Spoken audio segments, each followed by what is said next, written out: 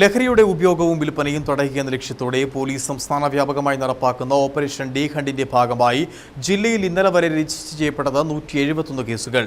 5628 പേരെ പരിശോധിച്ചു. 176 പേരെ അറസ്റ്റ് ചെയ്തു. 7 പേരെ ജയിലിലടച്ചു. സംസ്ഥാന പോലീസ് മേധാവിയുടെ നിർദ്ദേശപ്രകാരമാണ് പരിശോധനകൾ തുടരുന്നത്.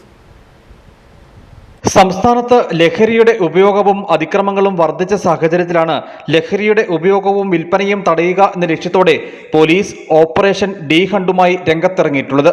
ഇതിന്റെ ഭാഗമായുള്ള പോലീസിന്റെ പരിശോധനകൾ തുടരുന്നുണ്ട്.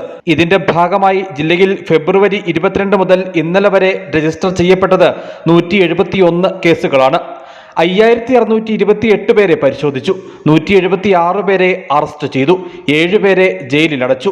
2 കിലോയിലധികം ഉണക്ക കഞ്ചാവും 1 കഞ്ചാവ് ചെടിയും 115 കഞ്ചാവ് വീടികളും കണ്ടെത്തി. 105 gram hashish oil, 0.97 gram methamphetamine, 1 ഗ്രാമിലധികം MDMA എന്നിവയും പോലീസ് പരിശോധനയിൽ കണ്ടെടുത്തു. ലഹരി വസ്തുക്കൾ കണ്ടെത്താൻ പ്രത്യേക പരിശീലനം ലഭിച്ച പോലീസ് നായയുടെ സഹായത്തോടെയാണ് പരിശോധന തുടരുന്നത്.